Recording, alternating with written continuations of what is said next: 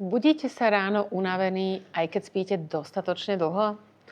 Možno si myslíte, že potrebujete ešte viacej spánku. Často sa však stáva, že problém nie je v tom, koľko hodín spíte. Problém môže byť v tom, že vaše telo sa počas noci nedokáže správne zregenerovať. V tomto videu vám ukážem niekoľko častých chýb, ktoré tomu môžu brániť a čo na to odporúča Ayurveda. Prvým dôvodom je možno niečo, nad čím ste sa nikdy nezamysleli. A to je vaša večera.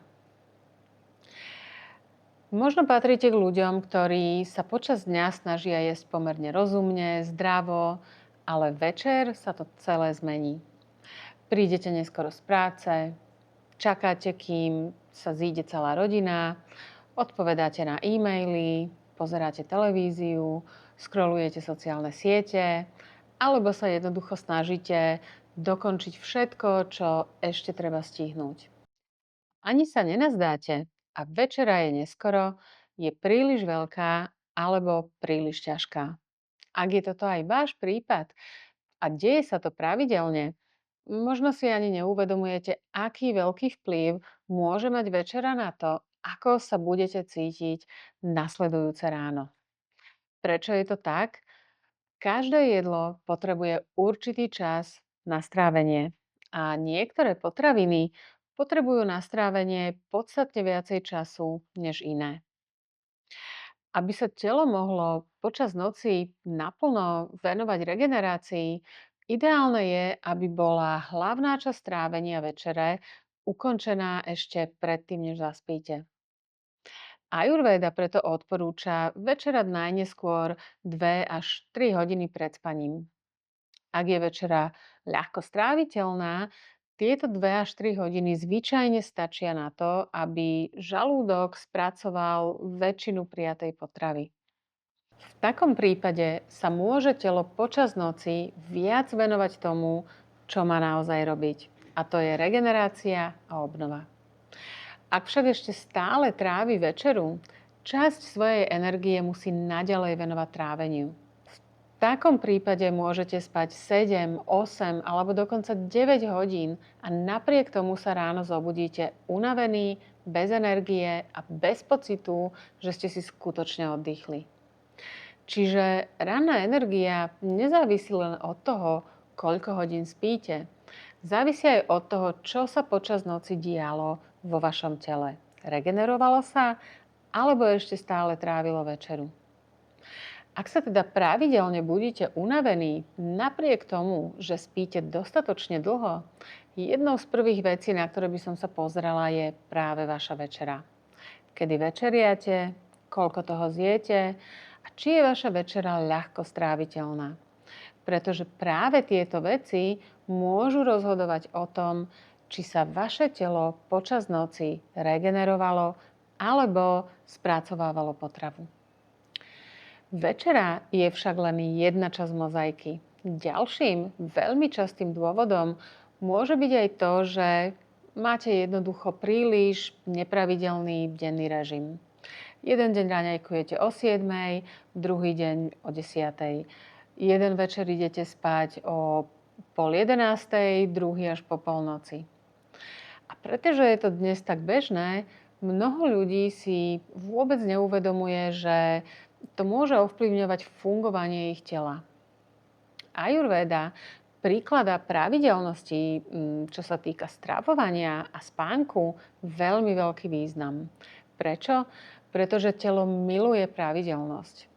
Pravidelnosť totiž vytvára predvídateľnosť a predvídateľnosť pôsobí veľmi upokojujúco pre náš nervový systém.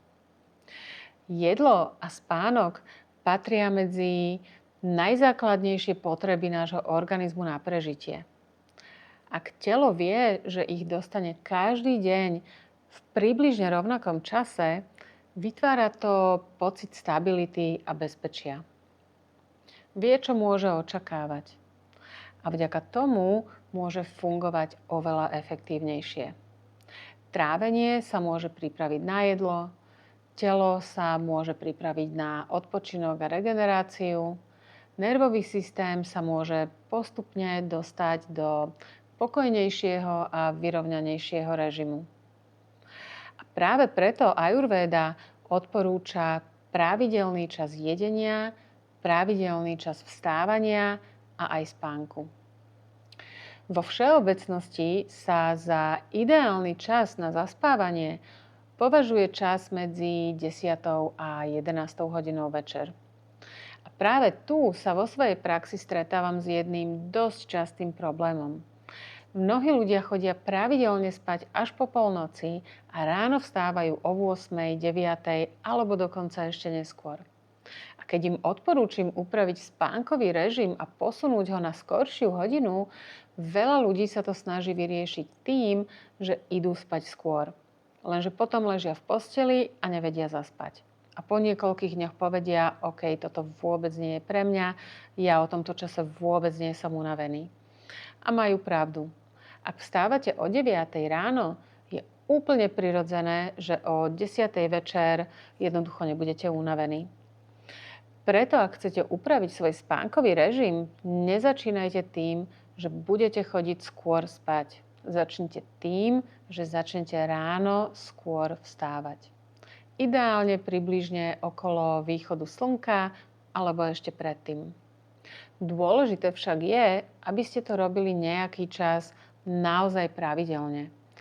A po určitom čase zistíte, že už okolo 10. večer začnete byť prirodzene unavení. Tretím a posledným dôvodom, o ktorom v tomto videu budeme hovoriť, môže byť to, že večer jednoducho nedávate svojmu telu a mysli dostatok času na prechod z aktivity do oddychu. A práve toto je niečo, čo dnes mnoho ľudí úplne ignoruje. Ajurvéda učí, že rôzne časti dňa majú rôzne kvality. A preto sú prirodzene vhodné na iné činnosti. Ráno má prirodzene pokojnú, tichú, vyrovnanú energiu. Preto sa v Ajurvéde považuje za úplne ideálny čas na meditáciu, učenie alebo iné činnosti, ktoré si vyžadujú jasnú a pokojnú myseľ. Počas dňa sa tieto kvality opäť postupne menia na energiu, ktorá prirodzene podporuje aktivitu a pohyb. Preto je deň prirodzene najvhodnejším časom na prácu, cvičenie alebo čokoľvek iné, čo potrebujeme vybaviť, vyriešiť. Ale ako sa blíži večer, energia sa opäť začína meniť.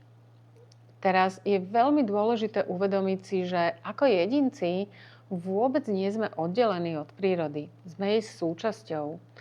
A rovnako ako príroda funguje v určitých rytmoch, funguje v nich aj naše telo. Ovplyvňujú to, ako trávime potravu, ako spíme, ako regenerujeme a aj to, koľko energie máme počas dňa k dispozícii. Práve preto by mal byť večer časom postupného prechodu z aktivity do oddychu. Ak však večer ešte odpovedáte na e-maily, dokončujete prácu, scrollujete sociálne médiá, pozeráte akčné alebo napínavé filmy, plánujete ďalší deň alebo riešite problémy, až do chvíle, keď si idete láhnuť do postele, udržiavate svoj nervový systém v pohotovosti a svoju myseľ aktívnu práve v čase, keď by sa vaše telo malo postupne upokojovať a pripravovať na odpočinok. Je veľmi dôležité pochopiť, že 10. hodina večer by nemala vyzerať rovnako ako 2. hodina po obede. Vo večerných hodinách totiž v tele začínajú postupne prebiehať zmeny, ktoré pripravujú organizmus na spánok.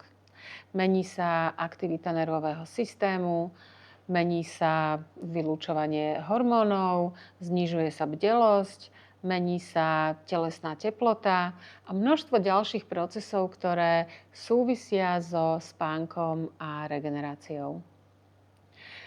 Takže namiesto toho, aby ste sa snažili pokračovať v rovnakom tempe až do noci, aspoň 2 hodiny pred spaním sa snažte spomaliť. Stlmte svetlá, Prestaňte pracovať, vyhnite sa zbytočnej stimulácii, pustite si príjemnú hudbu, choďte na krátku prechádzku, doprajte si jemný stretching alebo venujte pár minút či už dýchovým cvičeniam alebo relaxácii, meditácii. Cieľom nie je vytvoriť dokonalú večernú rutinu.